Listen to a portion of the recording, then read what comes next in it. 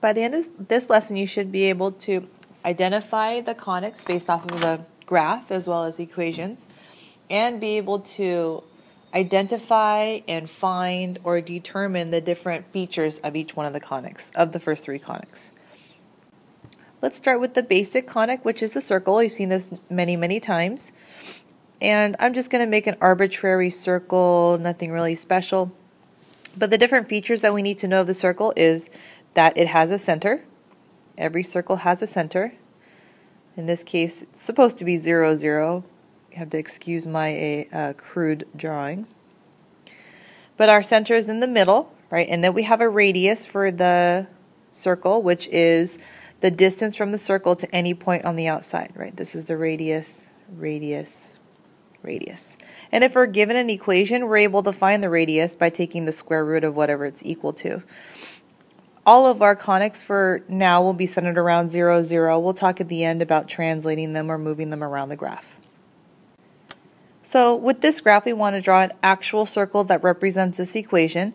And in order to do that, it needs to be x squared plus y squared equals r squared. So I need to move that x squared over in order to graph it. So I get x squared plus y squared equals 49. And then I can see that the center is at 0, 0. And the radius, this is supposed to be r squared. So to get the radius, I just have to take the square root of that and get 7. So my radius is 7 units out. Here, here, here. That's the easiest way to draw a circle. And then if I'm trying to label all the features of my circle, I can label this as the center. And I could label this part as my radius, which is equal to 7. And we can label that radius anywhere we want, as long as we know where the radius is supposed to be.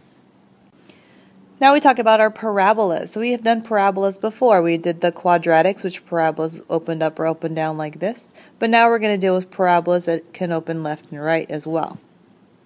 Those that open up or open down are centered on the vertical axis. Those that open left and open right are centered on the horizontal axis.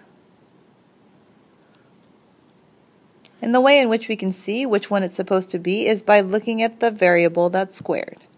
The variable that's squared will tell us if it's supposed to be a vertical axis or a horizontal axis. If the x is squared, it's going to be a vertical axis. If the y is squared, it's going to be on the horizontal axis. Now the different features we have for a parabola is that it has a vertex, and we knew that before, right? The point at the top or the bottom, or the point at the top, the point on the right or the point on the left. It has a focus, which is inside the parabola, somewhere inside, and a very specific place inside. And then we have the directrix, which is actually a line on the outside of the parabola. Now the focus and the directrix we get from this letter, those two letters right there, that 4p. When we find what p is, that is going to give us our focus. And like I said, if I were to generally graph this one, this is the vertex. Our focus is somewhere on the inside, which is given with that p. And then our directrix is somewhere on the outside. We usually do a dashed line for the directrix, also given with that p. So here's an example of the y being squared, which means that this graph, if I had a number for p, would open left and open right. Remember, centered on that horizontal axis.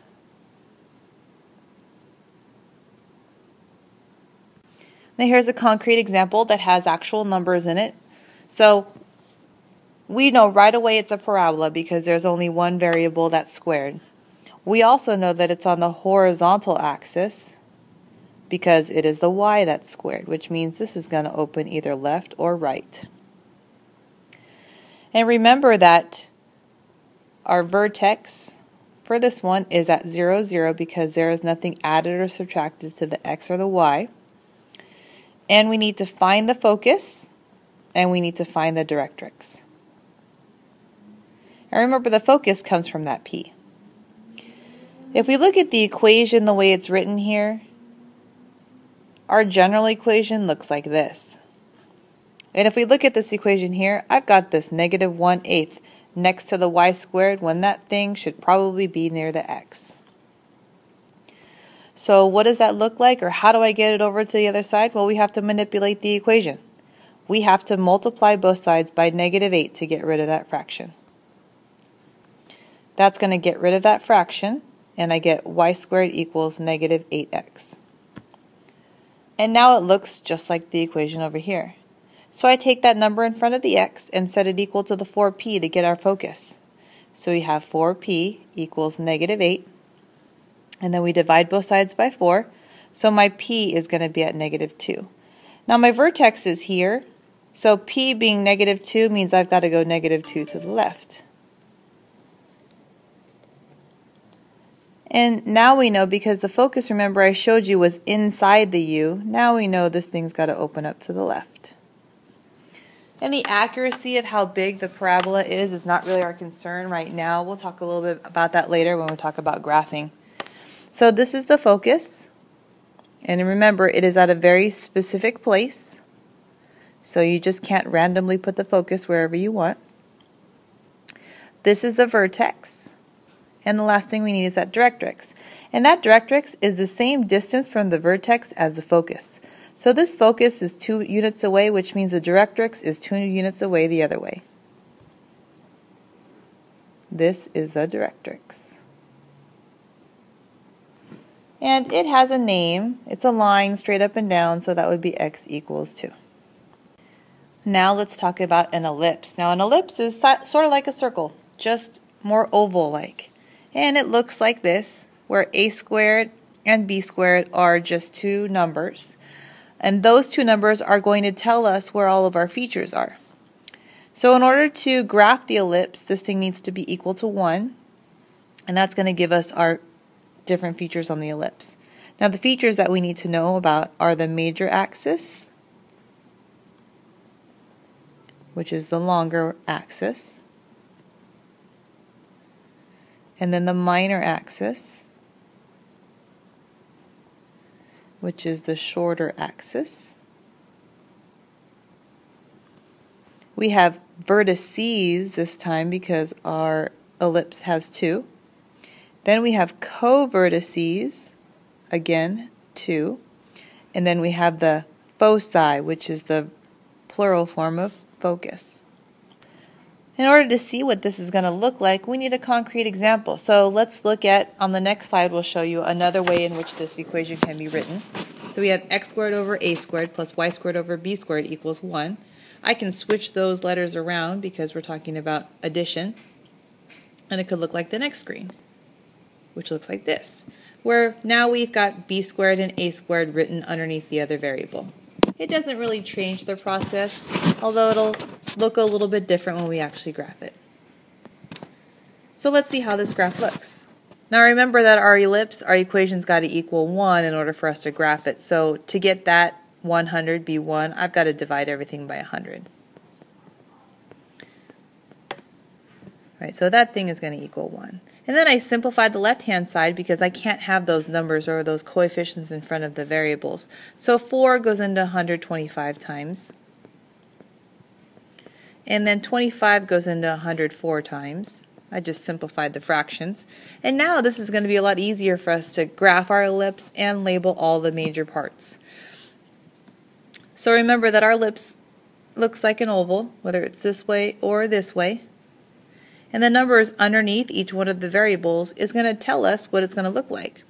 So if I look at that number 25 underneath the x squared, if I take the square root of that 25 and get 5, those are the 2 points on the x-axis because it's underneath the x. So I go out to the 5, 1, 2, 3, 4, 5, and put a point here. And then go out to the left, 1, 2, 3, 4, 5, and put a point here. Then I do the same thing with the number underneath the y. I take the square root of 4 and get 2, and that's where I go on the y-axis because it's underneath the y. So 2 up here and 2 down here. And then we connect the dots, and we see a nice little oval shape for our ellipse. And now we need to label what we have. So there's still a center. There's always a center to an ellipse, so that's the center. And then these two, because they're on the longer axis are the vertices. And because it's the longer axis, that makes this the major axis. Then we look on the shorter axis, because that's the shorter axis. I bet you can guess that's called the minor axis. And the 2 points on the minor axis are what we call the co-vertices. Just like we have co-pilots, not quite as important as the actual pilot, same thing here. Co-vertices are there, but they're not quite as important as the vertices because those really stretch the ellipse pretty far. The last thing we need is the foci. So the foci, to calculate the foci, we have an equation for that. So let's look at the next. So the equation for that for the ellipse is c squared equals a squared minus b squared. And we're going to have another one when we talk about hyperbolas, but it should be fairly easy for you to remember because our ellipse has a plus, so our foci has a minus. And if we go back to the previous problem, this was 25 and this one was 4. So I have to plug those numbers into here. C squared equals, and then 25 minus 4. And then when I subtract that, I get 21. And the c is the distance from the center. So I need to take the square root of that, and I end up with something between 4 and 5, because 21 is between 16 and 25. And the square root of 16 is 4, the square root of 25 is 5. So the c is between 4 and 5. So when I graph it, we had our ellipse out here at the 5. 1, 2, 3, 4, 5. Looking something like this. When I graph those foci, I don't have to be exact, but as long as I know that it's between the 4 and the 5 somewhere and I can graph it, then that's good enough for me. So this is the focus, and that one is the focus. So remember, you should be able to, for these 3 conics, be able to identify which one is which just by the equation or the graph, and be able to identify all the different features on each one of the graphs. So far, the circle, the parabola, and the ellipse.